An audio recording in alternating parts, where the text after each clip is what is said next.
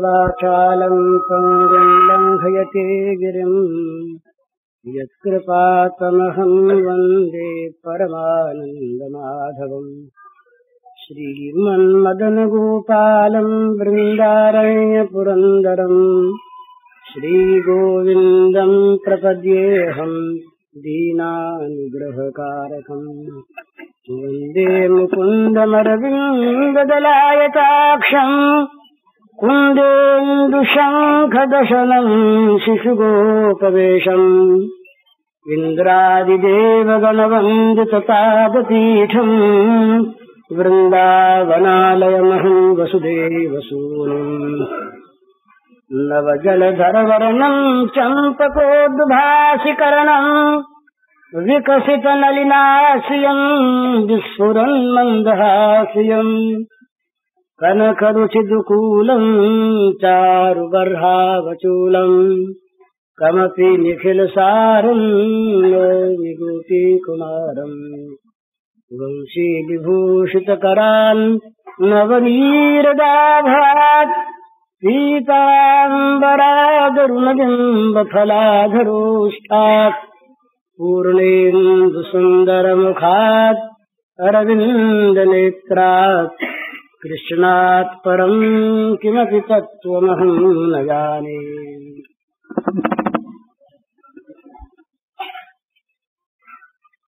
सभी मनुष्य शांति चाहते हैं, सभी सुख चाहते हैं,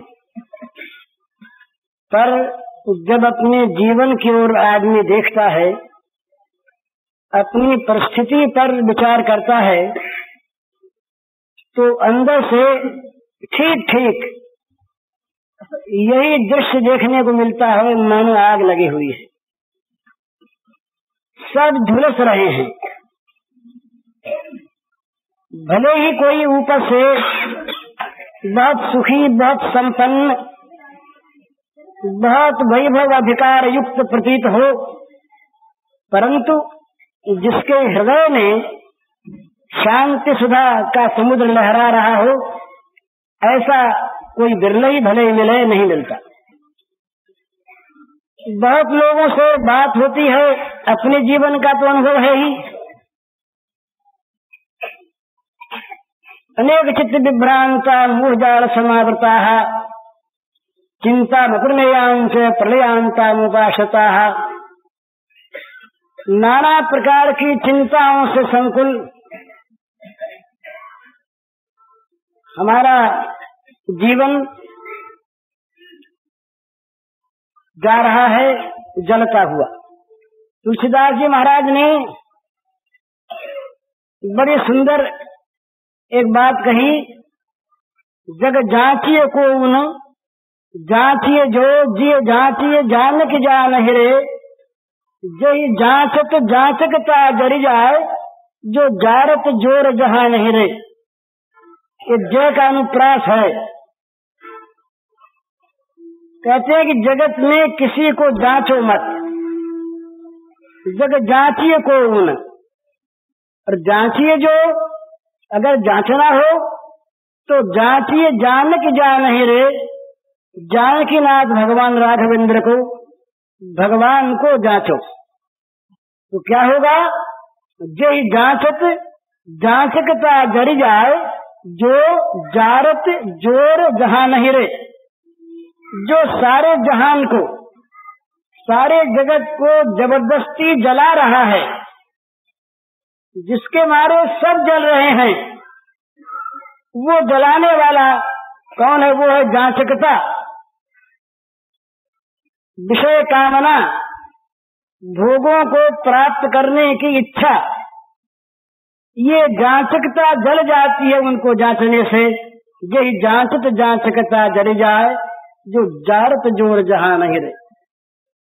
तो जब तक मनुष्य के जीवन में लक्ष्य भोग है, तब तक वो चाहे कितनी ऊंची स्थिति में पहुंच जाए, विद्या में, बुद्धि में, अधिकार में, पद में, साम्राज्य में, वैभव में, कीर्ति में, यश में, यही तो सब बड़ी चीजें हम लोग मानते हैं। कहीं पहुंच जा, जब तक भोग कामना है, भोग जीवन का लक्ष्य है, तब तक चित्त जलता रहेगा, अशांत रहेगा। कोई इसे स्वीकार करे या न करे, है ये सबका अनुभव।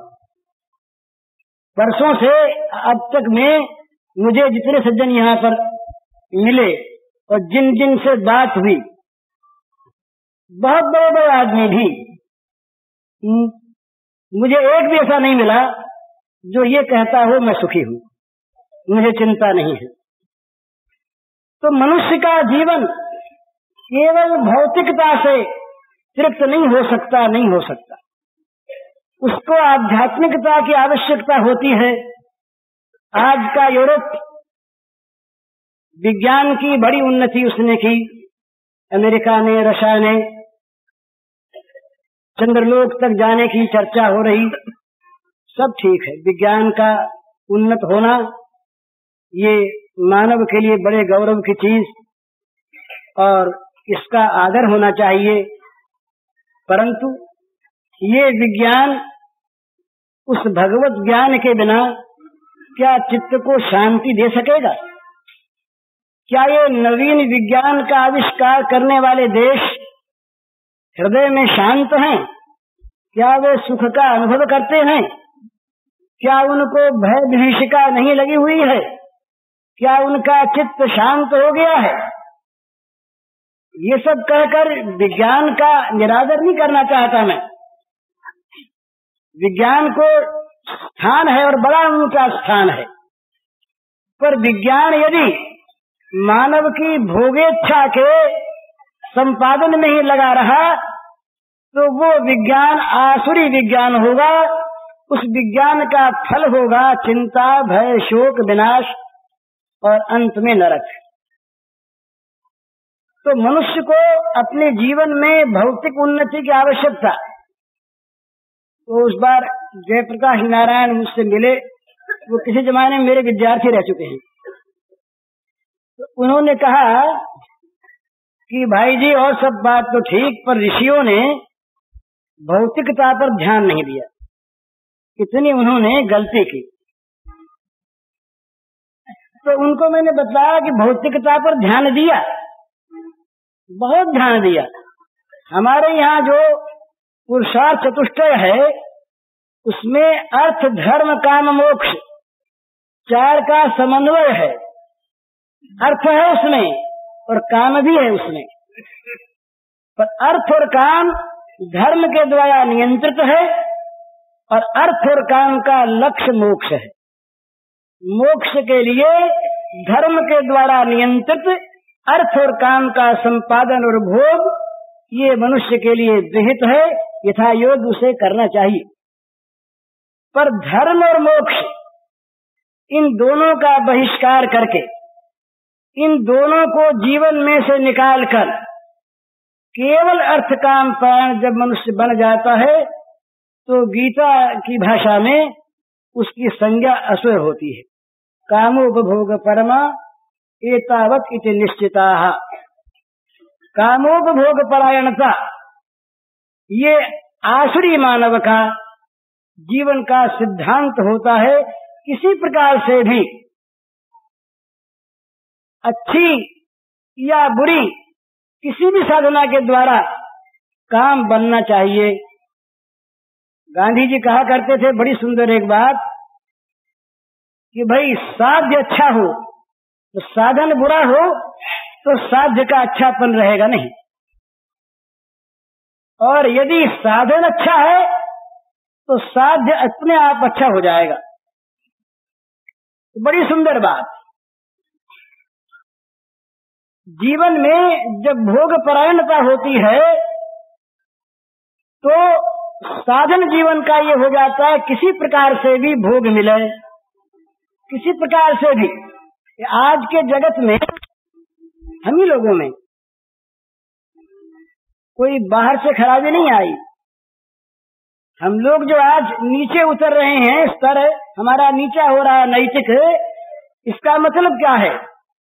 हमारा जीवन अधिक से अधिक भोग परायण होता चला जा रहा है।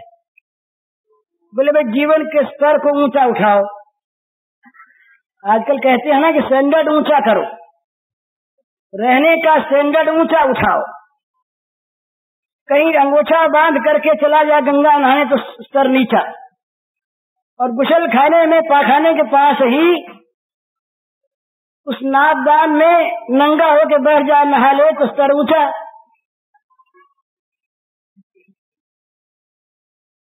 जूता न पहन के खा ले तो स्तर नीचा,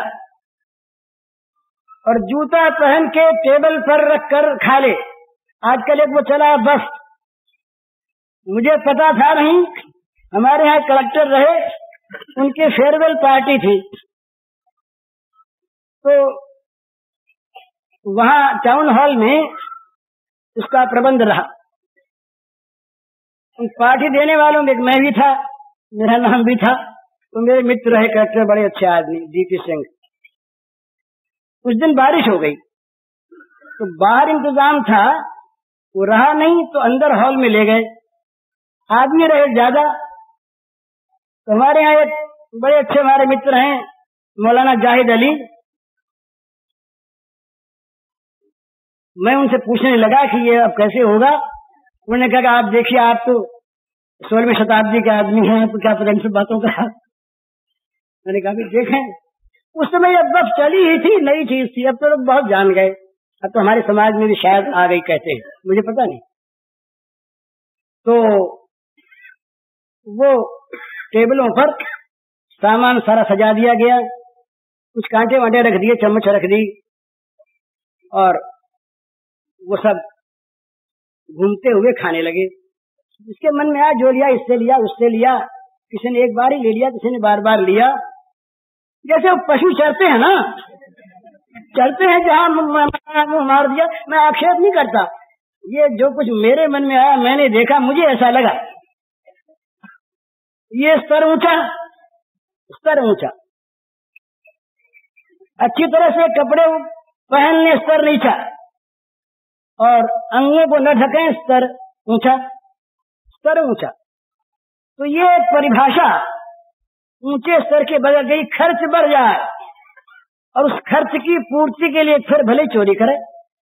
बोले भाई क्या करें, खर्च बढ़ गया है, इसके बिना काम चलता नहीं, ये कपड़ा चाहिए ही, विवाह में इतना लगाना चाहिए ही, अमुक प्रकार की सजावट होनी चाहिए ही, अब वो तो ही है, चाहिए ही। अब आवे कहां से? तो भगवान ने कहा गीता में, अन्याय नार्थ संचयान काम उपभोग परमा। जो काम उपभोग परायण होते हैं वे मजबूर होते हैं अन्याय के द्वारा अर्थ संचय करने के लिए, दूसरा उपाय उन्हें सूझता नहीं। तो जब एक करने लगा, दो करने लगे, चार करने लगे, तब वो समाज में हो जाता आदर्श। क्षमा कीजिएगा आप, एक कड़ी बात है, जिस समाज में, जिस देश में, जिस राष्ट्र में, जिस विश्व में चोर पूजा होती है, वो समाज, वो राष्ट्र, वो विश्व चोर बन जाता है। क्यों बनता है? मैंने देखा कि अपने किसी प्रकार से भी पैसा आना चाहिए। अब मैंने ठगी की, मैंने चोरी की, मैंने लोगों को धोखा दिया, सब कुछ किया और पैसा हो गया। जब पैसा हो गया तो समाज के सब लोग मुझको बड़ा आदमी मानने लगे, मेरी पूजा होने लगी, मैं समाज का सम्मान्य नेता हो गया। सब लोगों ने मुझको बड़ा कहा, बुद्धिमान कहा। देखो ना कैसे बन गए, अपने हाथों निर्माण किया अपने जीवन का इन्होंने। दूसरे लोग समझेंगे कि भाई ऐसा अपने भी बने, पैसा भी आया, पूजा भी मिली। चोरी तो समाज अगर देखता तो चोरी पर लानत देता, चोरी को बुरा कहता, पर चोरी को तो बुरा कोई नहीं कहता।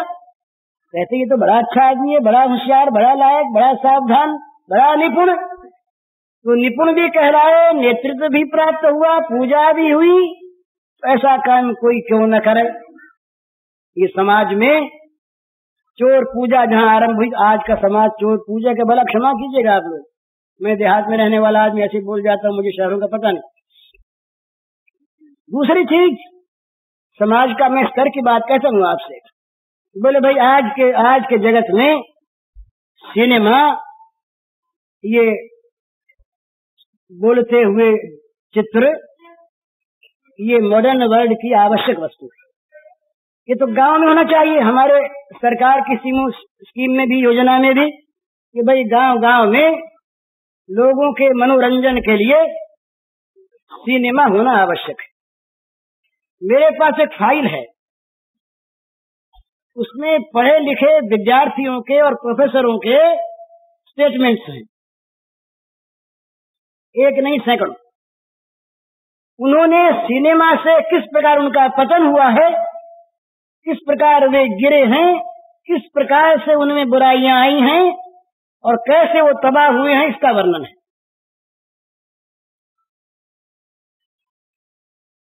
पर उसके बिना काम नहीं चलता।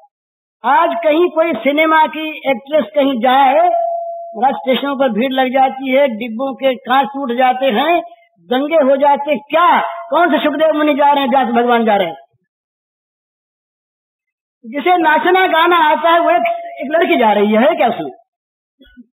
पर ये आदर माना कला है, पर जो कला समाज के हित को न देखे वो कला काल बन जाती है, वो ल का आकार क में आ जाता है। जैसे हमारे यहाँ कहते हैं पंडित लोग, बोले साक्षरा को जा उल्टा के पढ़ो, साक्षरा उल्टा के पढ़ो, इसको क्या पढ़ेंगे आप? राक्षसा पढ़ेंगे ना। तो जहाँ पढ़ा लिखा समाज जो अपने को विद्वान मानता है, शिक्षित मानता है, वो समाज जब उल्टा चलने लगे तो क्या होगा? समाज में राक्षसवाद फैलेगा, असुरवाद फैलेगा। ये स्तर ऊंचा। तो असल में कहने का मेरा मतलब इतना इन सब बातों से है कि जहां समाज के या व्यक्ति के या राष्ट्र के सामने केवल भौतिक जगत है, केवल भोग है, वहां शांति सुख तो है ही नहीं। जीवन भर अशांति रहेगी, निश्चित रहेगी। प्रलयांतम उपास चिंतम प्रमेयांच प्रलयांतम उपासतः, मृत्यु के अंतिम क्षण तक चित्त चिंताओं से घिरा रहेगा। लोग चाहे उसको पूजें, पर उसके मन पर जो कुछ बीतेगा वही जानता है। 3 चीज मिलेगी भोगा सत्य को, 3 चीज मिलेगी, याद रखिएगा। चिंता, निराशा, पाप। जगत में कहीं आशा पूर्ण होती नहीं। जितने भी हम दुखी होते हैं आशा को लेकर, एक्सपेक्टेशन, दूसरे से, प्राणी से, पदार्थ से, परिस्थिति से, ऐसा हो तो सुखी हूं, बस सुख को हमने पराये हाथ बेच दिया। उसकी रुचि दूसरी, अगर वो प्राणी है, मन दूसरा, समझ दूसरी, आवश्यकता दूसरी, वो क्यों करेगा हमारे मन के अनुकूल? हमारी आशा पूर्ण क्यों करेगा? भगवान ने गीता में अर्जुन को आज्ञा दी, कर्म का विरोध नहीं किया, समर्थन किया, युद्ध करने की आज्ञा दी, पर कहा मयि सर्वाणि कर्माणि सन्न्यस्याध्यात्म चेतसा निराशी निर्ममो भूत्वा युद्ध से जगतज्वर। कहा आशा छोड़कर, निराशी, ममता छोड़कर और कामना के बुखार उतार कर, विगतज्वर, कामना के बुखार उतार कर युद्ध करो। जो कुछ करो, जो कुछ कर्म करो, उन सारे कर्मों को मुझ में निक्षेप करते चले जाओ। भगवान के लिए कर्म करो, आशा छोड़कर, ममता छोड़कर। ये आध्यात्मिकता में स्थित होकर, अध्यात्म चेतसा, आध्यात्मिकता में स्थित होकर भगवत पूजा के लिए भोगों का संपादन, सेवन। तो ये आवश्यक बात है कि ऋषियों ने उपेक्षा नहीं की इनकी, पर संख्या में से जहर निकाल के उसे उपयोगी अमृत बना दिया। तो मनुष्य के जीवन में आध्यात्मिकता की आवश्यकता है। ये सबसे पहली बात। जब तक अध्यात्म जीवन में नहीं आवेगा, और अध्यात्म केवल कहने का नहीं भला, ब्रह्म ज्ञान बिनु नारी नर करई न दूसरी बात, कौड़ी कारण लोभ लगी करें विप्र गुरु घात। ये संसार बना ही नहीं है, ये नहीं। अजातवाद, संसार बना ही नहीं, कुछ है ही नहीं, कुछ है ही नहीं, सब माया, सब माया।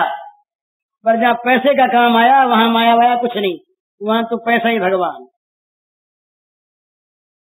तो ब्रह्म ज्ञान बिन नारी नर करें न दूसरी बात, कौड़ी कारण लोभ लगी करें विप्र गुरु घात। तो कहने की आध्यात्मिकता नहीं, आध्यात्मिकता जीवन में आवे, इसकी बड़ी आवश्यकता है। जब तक ये याद रखने की चीज है, ऋषियों की वाणी, जब तक मानव जीवन में आध्यात्मिकता नहीं आवेगी, तब तक किसी प्रकार की भी ऊंची से ऊंची भोग सांपत्तिक स्थिति में भी सुख शांति के दर्शन नहीं होंगे, नहीं होंगे। ये सिद्धांत निश्चित। भगवान ने कहा अनित्यम असुखम लोकम इमं पाप भजस्व माम। तुम जिस लोक में हो, इसमें दो चीज है, अनित्य है और असुख है। सुख चाहते हो तो माम भजस्व। अब इसके आध्यात्मिकता के कई साधन हैं। सबसे पहली चीज तो यह है, स्थिर हो जीवन में लक्ष्य। हमारे जीवन का लक्ष्य क्या है? ये पैसे का नहीं। बोले भाई स्टेशन पर गए, बुकिंग ऑफिस के सामने जाके खड़े हो गए, बोले कहाँ का टिकट दें? बोले ये तुम नहीं जानते, टिकट नहीं मिलेगा।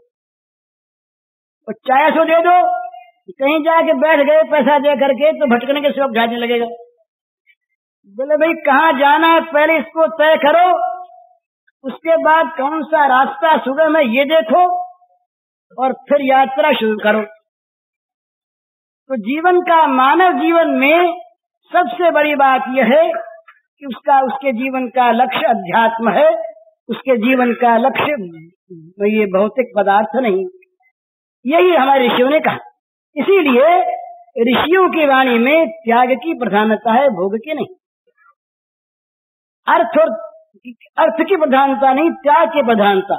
कर्तव्य की प्रधानता है, अधिकार की प्रधानता नहीं। ये बड़ा अंतर है।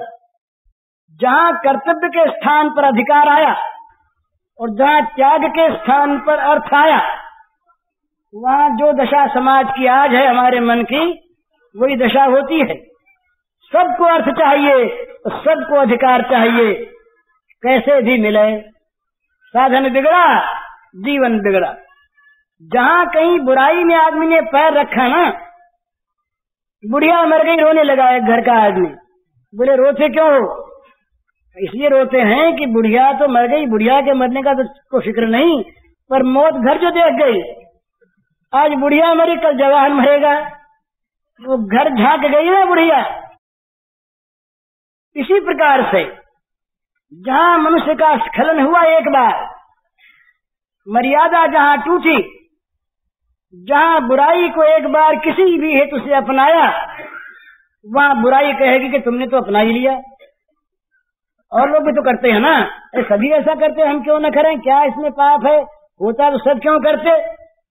इस प्रकार से बुराई जीवन में आकर जीवन का स्वरूप बन जाए। इसलिए बुराई से बचे। मन को, वाणी को, शरीर को जहां तक बने लगाए नहीं वो बुराई में, अशुभ में, निरंतर शुभ में लगाता रहे। निरंतर वो शुभ क्या है? जो भगवान की ओर लगाए वो तो शुभ, और बाकी सारा अशुभ भला अशुभ। तुलसीदास जी महाराज ने इतने बड़े संत पर जहाँ इस विषय पर बोले, इतना कड़ा बोल गए, इतना कड़ा बोल गए कि कोई सभ्य आदमी नहीं बोल सकता। जरो आग लग जा, ये पहला शब्द। जरो सुसंपत्ति सदन सुख सूर्द मात पितु भाई, सन्मुख हो तज राम पद करतन सहज सहाय।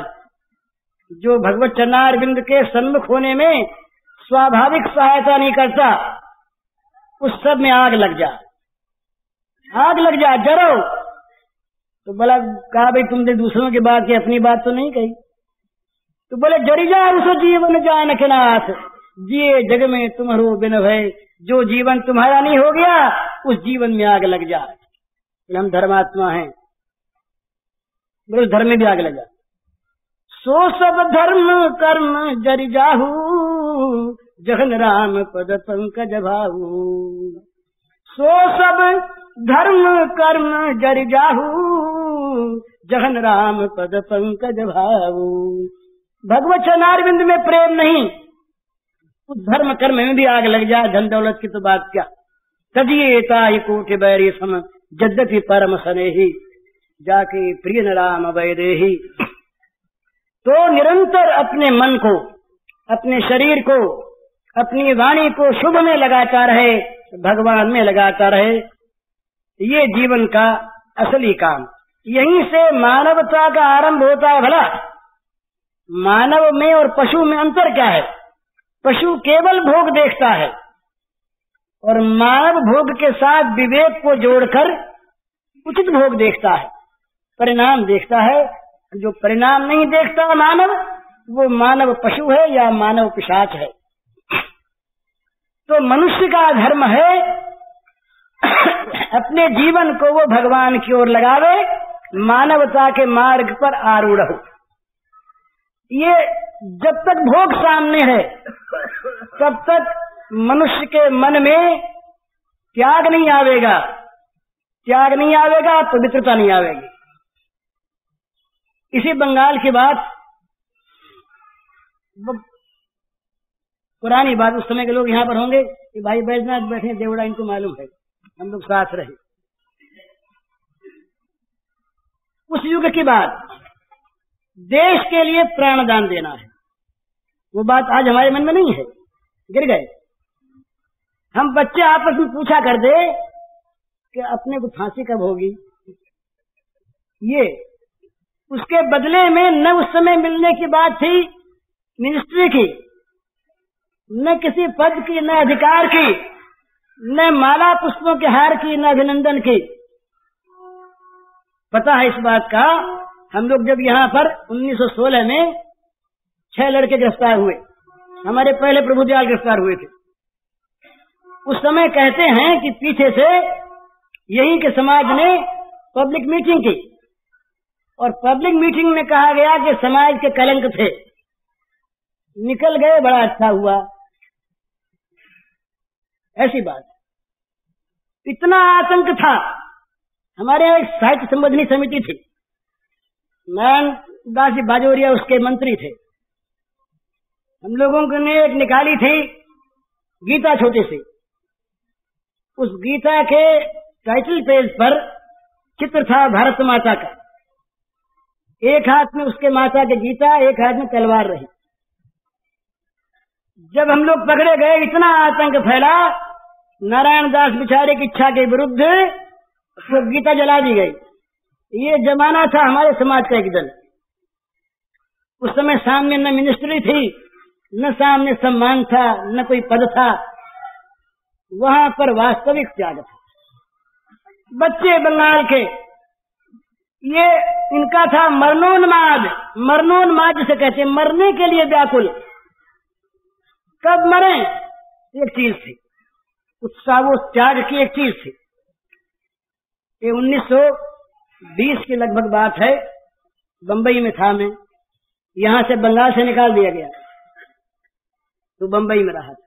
जमुनालाल जी से मेरी मित्रता थी, उन्होंने कृपा पूर्वक मुझको बुला लिया कि तुम यहाँ आ जाओ, मैं वहां था। तो लाला लाजपत राय एक बार आए वहां पर, वो ठहरे हुए थे मेरे पास ही। मैं जुहू गया था, जुहू वहां पर एक स्थान है, एक ज्योतिषी के पास चला गया था कौतूहल से ऐसे ही। शाम को लौटा तो लाला जी ने कहा तुम कहाँ गए थे? मैंने कहा ज्योतिषी के पास गया था। तो बोले वो कुछ जानता भी है, बताता भी है? मैं कहा बताता है। तो सियादास गिरफ्तार हो चुके थे, शायद नेहरू जी गिरफ्तार हो गए थे, वो नहीं हुए। उन्होंने पूछा यार कल जाओ तो पूछ के आना कि लाजपत राय कब गिरफ्तार होगा। बताइए, गिरफ्तार होने की इच्छा है, क्यों इच्छा है? उसमें गौरव का बोध है। त्याग में जहाँ गौरव का बोध है वहाँ वो त्याग पवित्र होता है। नहीं तो आज का तो त्याग भी भोगार्थ होता है। आज तो सर्टिफिकेट ली जाती है ना कि हमने इतने महीनों तक जेल काटी थी तो हमको बदले में क्या मिलना चाहिए, क्यों नहीं मिलता, हमारा हक है। पर जो फांसियों पर चढ़ गए तख्तों पर, जो इस स्वराज्य की नींव के रोने बनकर उनके अंदर कूट दिए गए, जिनका नाम नहीं, जिनकी कहीं गाथा नहीं, इतिहास में जिनका नाम नहीं आवेगा, पर सच पूछिए तो उन्हीं के रक्त पर ये स्वराज्य की दीवार खड़ी है। भला रक्त से सींचा उसको उन लोगों ने, स्वराज्य के प्रासाद को। भोग लेने वाले तो बहुत आज हो गए। तो ये कहने का मेरा मतलब इतना ही है कि जहाँ लक्ष्य भोग होता है वहाँ त्याग नहीं होता। त्याग के रूप में भी भोग पूजा होती है और वहाँ पवित्रता नहीं आती, वहाँ स्वार्थ रहता है। श्री अरविंद ने पत्र लिखा घर को अपने, उसमें लिखा ये मत समझना कि 3.5 हाथ का ये अरविंद है, 30 करोड़ मानव से भरा हुआ जो भारतवर्ष है ये अरविंद है। उन्होंने एक लेख लिखा था उस समय, एक पत्र निकलता था धर्म, वो पत्र श्री अरविंद का था बंगला में, अंग्रेजी में निकलता था एक कर्म योगिन और बंगला में निकलता था एक धर्म पत्र साप्ताहिक था। उन्होंने उसे एक लेख लिखा था देशभक्ति का अर्थ क्या है, देशभक्ति किसे कहते हैं, समझने की चीज है। उन्होंने बड़ी थोड़ी सी भाषा में, थोड़े से वाक्यों में बड़ा सुंदर उसकी परिभाषा कर दी। उन्होंने कहा देशात्म बोध का नाम देशभक्ति है। बस देश में हूं, देश की हानि मेरी हानि, देश का गौरव मेरा गौरव, देश का विनाश मेरा विनाश, देश का स्वार्थ मेरा स्वार्थ। ये जब तक रहता है तब तक देश के लिए त्याग होता है। तो जब अपना स्वार्थ देश के स्वार्थ के साथ अड़ गया, संघर्ष हो गया, और जब अपने स्वार्थ की रक्षा की चीज सामने ज्यादा आ गई, वहां देश को आदमी बेच देगा, देश भूल जाएगा। यही संसार में आज हो रहा है, व्यक्तिवाद। तो ये क्या चीज है? भोग कामना, जीवन का लक्ष्य भोग। ये जब तक रहेगा तब तक शांति होगी नहीं, सुख मिलेगा नहीं। चाहे कोई इज्म आ जाए, कैपिटलिज्म मिट जाए, सोशलिज्म आ जाए, कम्युनिज्म आ जाए, इज्म बहुत से हैं, कोई इज्म आ जाए, पर जिस इज्म में भोग की प्रधानता है वो इज्म दुख का, अशांति का कारण होगा। कोई वाद दुख को मिटा देगा ये संभव नहीं। दुख को मिटाने के लिए जब कभी मिटेगा जीवन में लाना पड़ेगा अध्यात्म को। यूरोप आज अध्यात्म का भूखा है। मेरे पास बहुत से यूरोपियन सज्जनों के पत्र आते हैं। एक जर्मन आया, उस साल मेरे पास ठहरा था 6 महीने तक। एक जर्मन नौजवान था, मैंने कहा भाई धोती वोती पहनो, वो धोती पहनने लगा बेचारा, तिलक करने लगा। गैश उसका नाम था, गैश। वो अभी बर्लिन में एक यूनिवर्सिटी में प्रोफेसर है। तो क्यों आया? इसलिए ऐसा अंदाज हुआ कि हिंदुस्तान में आध्यात्मिकता है, आध्यात्मिक भूख मिटेगी। मिटती नहीं आज। यूरोपियंस जो आज आते हैं, ये हमारा दुर्भाग्य है कि प्राय निराश जाते हैं। वो देखते हैं कि भारतवर्ष तो हमारी नकल करने लगा। हमारे जैसे मकान, अपनी कला को छोड़ दिया, अमेरिकन ढांचा हमारे मकानों में आ गया। बहुत पहले बंगाल में हम लोग गाया करते थे, निज बास भूमि परवासी होले, परदास खोते समुदाय दिले, पर आनन कानन भाषण रे, पर दीप शिखा नगरे नगरे, तुम जे तिमिरे तुम शे तिमिरे। बंगला का गान है, स्वदेशी युग की बात। निज बास भूमि परवासी होले, परदास खोते समुदाय दिले, पर आनन कानन भाषण रे, पर दीप शिखा नगरे नगरे। हम घर में विदेशी हो गए, अपनी जन्मभूमि में हम परदेशी बन गए। हमने सब कुछ अपना दूसरों के दासत्व में दे दिया। पर आनन कानन भाषण रे, हमारा चेहरा दूसरों का हो गया, उसी ढंग का चेहरा रखेंगे, अपना चेहरा नहीं। हमारे बाग बगीचे वैसे हो गए, हमारी बोली वैसी हो गई, और हमारे घरों की ज्योति वहां से आती है वो वैसी हो गई। हम अंधकार में रहे। अंग्रेज तो गए, पर अंग्रेजियत नहीं गई है भला। हमारे दिमाग, ये सबसे बड़ी बुरी चीज होती है, दिमागी परतंत्रता। मनुष्य शरीर से चाहे स्वतंत्र हो जाए, तो उसके ब्रेन, उसके दिमाग में जब तक परतंत्रता भरी है, तब तक वो उसकी नकल करता रहेगा। इसका यह अर्थ नहीं कि हमें चीज कहीं कहीं से ले नहीं, कि जहां भी मिले हमें लेनी चाहिए उदारता के साथ, अच्छे का विरोध नहीं, पर वो चूंकि दूसरों का इसलिए अच्छा है और अपने अच्छे को भूल जाएं, ये मूर्खता है। पर होता क्या है, परानुकरण परायणता तब होती है जब अपने जीवन पर, अपनी संस्कृति पर अनास्था हो जाती है। ये मैं कहने लगा दूसरी बात है, पर ये काम की चीज है। जब जीवन में ये बात आ जाती किसी राष्ट्र के, हमारा इतिहास कुछ नहीं था, हमारे पूर्व पुरुष बुद्धिमान नहीं थे, हमारी संस्कृति नीची थी, अंग्रेजों ने ये सिखाया। जिस किसी विजित जाति पर शासन करना हो, ये पॉलिटिक्स है, तो उसकी अपने जीवन से आस्था उठा दे, वो जीत लिया गया। भारतवर्ष में वही चीज शोपेनहर ने कही, कांट ने कही उपनिषदों पर, अरे ऐसे उपनिषद हैं, ये तो बड़ी अच्छी बात, बड़ी सुंदर बात। और वो शंकराचार्य ने अगर भाष्य किया, ये सब पुरानी चीजें, संस्कृत की डेड लैंग्वेज की चीजें हैं, इनकी कोई बात नहीं, मरी भाषा। गांधी जी ने किसी का उपवास किया था, तो रघुबर तुमको मेरी लाज, ये एक पद उन्हें बड़ा प्रिय था, तो वो उस समय सुना करते थे। तो एक कहीं की, शहर का नाम नहीं लूंगा मैं, कहीं की बार लाइब्रेरी में वकीलों के समुदाय में, कोई वकील यहाँ तो नाराज ना हो भला, वकीलों के समुदाय में एक ने कहा, बोले ये कहाँ का पद है? उसका अंग्रेजी अनुवाद हुआ, बच्चे क्योंकि गांधी जी ने सुना था, अंग्रेजी में अनुवाद हुआ, बांटा गया। तो कहा, बोले तो बड़ा अच्छा, इतनी ऊंची बात कहाँ से? बोले हिंदी पोएट्री, तुलसीदास की, तुलसीदास ऐसा लिखते हैं।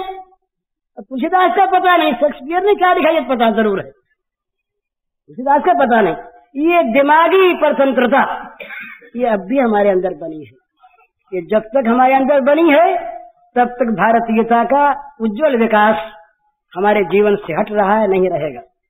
इसीलिए त्याग की महिमा हटी, भोग की महिमा आई।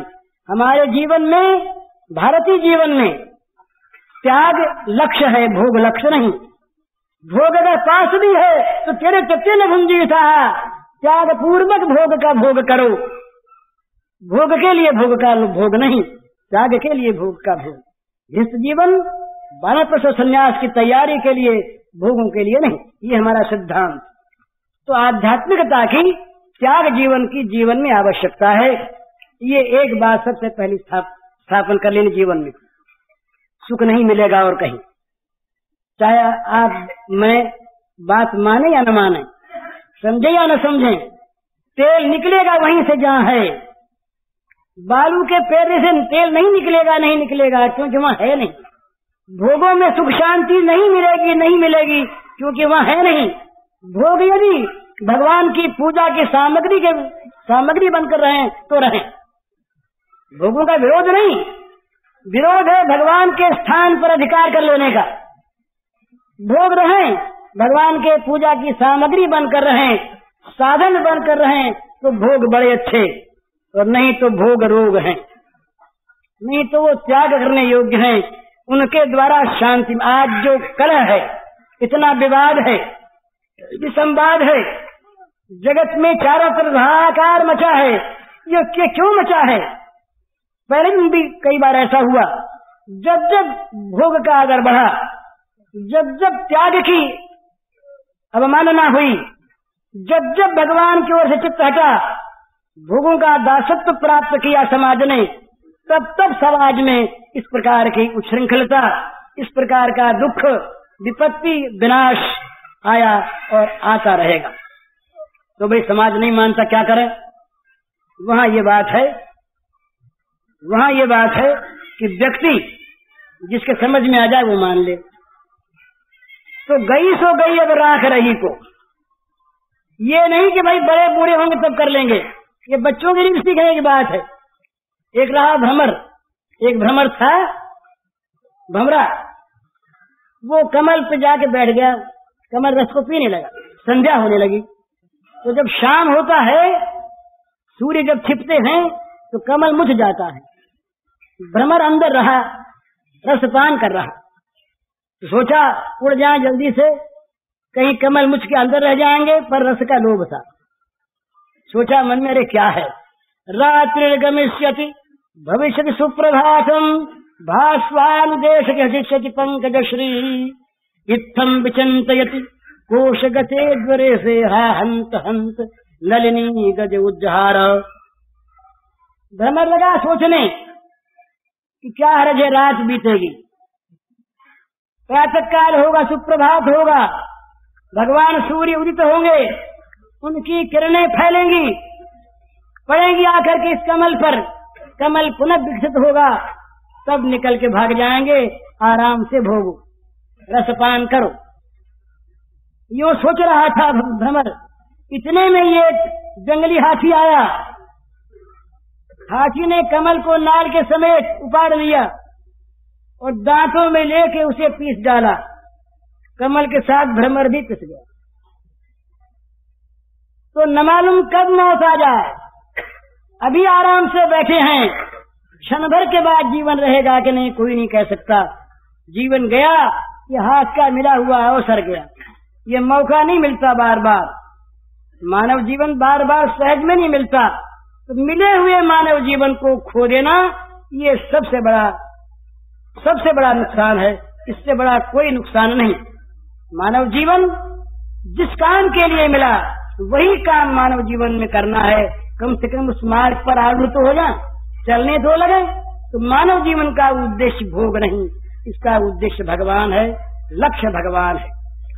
भोग छोड़ना नहीं पड़ता, भोग की चिंता छोड़नी पड़ती है। और फिर तो महाराज एक बड़ी सुंदर चीज होगी, अगर भगवान को अर्पण कर दिया हमने अपने आप को, तो हमारी संभाल भगवान करेंगे।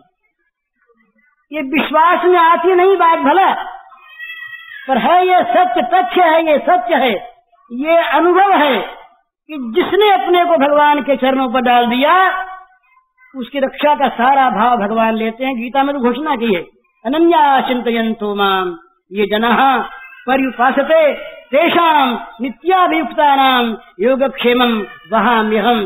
जो है उसकी रक्षा करने का भार मुझ पर रहा, और जो नहीं है उसे ला देने का भार मुझ पर रहा। ये भगवान के वाक्य, अहम वहामि, मैं स्वयं बहन करता हूँ इस बोझ को। पर विश्वास नहीं, विश्वास पूर्वक हम अपने को भगवत चरणारविंद में अर्पण कर दें, अर्पण करके उनके बन जाए, तो फिर हम तो निश्चिंत हुए। सारी चिंता वो करेंगे। यद्यपि अर्पण करने वाला इसी कहते हैं पूर्ण समर्पण, पूर्ण समर्पण, फुल सरेंडर। कुछ भी रखे नहीं अपने पास, पूरा पूरा समर्पित कर दे भगवान के। जब तक ये न हो तब तक समर्पण करता रहे, जितना हो उतना करता रहे। समर्पण करने की विधि क्या है? बड़ी सीधी बात है महाराज, आज हो जाए समर्पण, अभी हो जाए। छोटी बच्ची है, सगाई की बात चल रही, अब तो क्या डाइवोर्स एक्ट भी हो गया, न मालूम क्या क्या और होगा। अपनी संस्कृति की बात, पिता माता ने संबंध कर दिया, अमुक से सगाई हो गई, लड़के ने सुन लिया, घर में बोली नहीं, सुनते ही उसके वो उसकी बन गई, बस बन गई, कुछ किया कराया नहीं, उसका दृढ़ प्रत्यय हो, निश्चय हो गया, मैं उसकी हो गई। बड़ा आश्चर्य किया यूरोप के विद्वानों ने। वो कहते हैं कि ऐसा कोई देश हमने देखा ही नहीं जहां मरने के बाद भी अपने पति को वो अपना स्वामी मानती है। अद्भुत देश है ये, अद्भुत देश, विचित्र, कितनी पवित्रता यहाँ पर इस देश में। तो समर्पण अभी हो जा, अभी भगवान हो जाइए, हो गए, बस हो गए। देह का काम नहीं है, पर जब तक नहीं होते, संदेह मन में है, तब तक बार बार कहने पर भी नहीं होते। बार बार समर्पण करते रहें और मन में है नहीं, तब तक नहीं हुए। और मन में जो समर्पण का भाव आ गया तो उसके बाद चाहे न कहें, तो लड़की बोलती नहीं कि मैं उसकी हो गई, पर हो गई। उसका जीवन बोलता है, उसका रोम रोम बोलता है, वो अपने आप, उसकी भाषा जो मौन भाषा है वो बोलती है कि उसकी हो गई। दूसरे की चर्चा नहीं करता। एक अकबर के जमाने की बात है। अकबर के जमाने की बात, एक राजपूत स्त्री, ये उदयपुर के पास ही एक दूसरा छोटा राज्य था, तो वहां के बाद सगाई हो गई। लड़के की सगाई हुई, ब्याह नहीं हुआ। किसी कारण से बादशाह ने चढ़ाई कर दी। वो लड़का जिसका विवाह नहीं हुआ था, संबंध हुआ था, वो लड़का गया युद्ध में। उस लड़की ने भी मर्दाना पोशाक पहन ली, वो भी गई अलग। वो लड़का मर गया। अब वो लड़की उसकी लाश को ढूंढती फिरे। दूर अकबर स्वयं आए थे। अकबर देख रहे, कुछ मुगल सिपाही पहुंचे, उन लोगों ने उस लड़के को तंग करना शुरू किया, मारना मारना। बड़ा वीर वो, उस अकेले ने 10-20 को तो सुना दिया वहां पर, हटे नहीं वहां से, लहूलुहान हो गया। अकबर ने देखा ये बड़ा वीर नौजवान लड़का मालूम होता है। अकबर समीप आ गया। अकबर ने कहा, तुम कौन हो? राजपूत कुमार कौन हो तुम? तो कहा, मैं तो स्त्री हूँ। अरे स्त्री हो, यहाँ कैसे आ गए? तो मेरे पति यहाँ आए थे युद्ध में, उनकी सहायता के लिए मैं आई, उनका देहांत हो गया। मैं शव खोज रही थी सती होने के लिए, और ये बीच में आई, सिपाहियों ने मुझको तंग किया, मैंने भी इसका प्रतिकार किया। तो अकबर ने पूछा, कब विवाह हुआ था? बोले ब्याह कभी नहीं हुआ। अकबर ने कहा, ब्याह नहीं हुआ और तुम पति कैसे हो गई? तो बोली, हम राजपूत हैं, वाकदान हो गया, विवाह हो गया, मैं उसकी बन गई। अकबर ने कहा, तुम देवी धन्य हो, तुम धन्य हो, पति की लाश खोज लो, तुम्हें कोई नहीं मारे। हो गई। इसी प्रकार हम आज मन करें, हम भगवान के हो गए, भगवान के हो जाएं। जहाँ भगवान के हो गए, ये निश्चित बात है महाराज, ये सिद्धांत नहीं, अनुभव है ये बहुतों का, किसी अंश में मेरा भी। किसी अंश में भगवान नालायकों पर कृपा करते हैं भला, ये भगवान का एक विरुद्ध है। विरुद्ध हेतु पुनीत परिहरि पावरन पर प्रीत, विरुद्ध हेतु पुनीत परिहरि पावरन पर प्रीत। विरुद्ध के लिए पुनीतों को छोड़ करके पामरों पर प्रीति करते हैं भगवान, ये उनका विरुद्ध है, उनका स्वभाव है। तो हम जैसे नालायक भरे हुए दोषों से, उन पर भी भगवान कृपा करते हैं। इसलिए और भी सिद्ध होने की बात है कि भगवान तो कृपा ही करना जानते हैं, और कुछ करना जानते हैं नहीं, तो हम पर कृपा क्यों करते? तो भगवान बड़े कृपालु, सच्ची बात है। जो उनका हो जाए, उनका सारा भार भगवान ले लेते हैं, पूरा का पूरा। योगक्षेमं वहाम्यहम्, वो तो इसलिए जो कुछ हम लोग कर रहे हैं सो कर रहे हैं, इसके साथ भगवान को जोड़ दें, अध्यात्म को जोड़ दें। जब तक जीवन में अध्यात्म नहीं आएगा, तब तक जीवन में शांति नहीं मिलेगी। आज एक सज्जन मेरे पास सवेरे आए, अच्छे आदमी, उन्होंने कहा कि चित्त शांत है, दुख कोई नहीं है, सब प्रकार के सुख के साधन मौजूद हैं, सब प्रकार के, परंतु चित्त बड़ा अशांत है। तो शांति बाहर बाजार में नहीं मिलती, शांति किसी कीमत पर नहीं मिलती। शांति तो अपने आत्मा में है। जब तक आत्मा बिका है भोगों के हाथ, तब तक अशांति ही रहेगी, शांति आवेगी नहीं। जब आत्मा स्वस्थ हो गया, आत्मा में आ गया, कि स्वस्थ कौन तो बीमार कौन? जो प्रकृति से वो बीमार, जो आत्मा से वो स्वस्थ। ये नियम है, गीता में दोनों शब्द आए हैं। प्रकृतिस्थ माने जीव, आत्मस्थ स्वस्थ माने ज्ञानी गुणातीत, स्वस्थ गुणातीत। तो प्रकृतिस्थ जीव, उसे प्रकृतिस्थो ही भुंक्ते प्रज्ञान गुणान अनम संगोष्य सत्सद योनि धर्मसु। ये अस्वस्थ, प्रकृति माने अस्वस्थ, अस्वस्थ, वो स्वस्थ। तो भगवान में जिसका चित्त स्थिर हो गया उसको शांति मिलेगी अंदर से। तो शांति सुख भगवान में जहाँ है वहां से प्राप्त होगा। तो 1 घंटा हो गया होगा, वो एक भजन जो गाया उसका मैं भाव बता दूं आपको, फिर समा। सौंप दिए मन प्राण तुम्ही को, सौंप दिए, इसमें है ममता अभिमान। ये हमारा तो सच कहे आपसे, हमारा आदर्श गोपी है। भला लोग कहें गोपी आदर्श कैसे? अपने जीवन का आदर्श गोपी है। और ये ऐसा जीवन में लगा अपने को कि गोपी के समान त्याग कहीं हुआ नहीं। गोपी को आदर्श बनाया, पर गोपी का त्याग तो जीवन में नहीं हमारे, बिल्कुल नहीं, शतांश में, सहस्रांश भी नहीं। पर आदर्श वो है जहाँ त्याग की पराकाष्ठा है, जहाँ स्वसुख है ही नहीं। स्वसुख की वांछा तो अलग रही, स्वसुख की कल्पना नहीं है।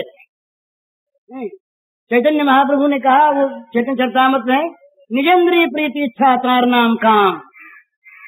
अपने इंद्रियों को सुख पहुंचाने की जहाँ इच्छा उसका नाम काम है। यही काम और प्रेम का अंतर है। अपना सब कुछ दे करके जो प्रेमास्पद का सुख चाहता है उसका नाम प्रेम है, और जो दूसरे से सुखी होना चाहता है उसका नाम काम है, चाहे वो भगवान से चाहता है। प्रेम और काम तब सुखित्वम, ये प्रेम देना जानता है, लेना नहीं जानता।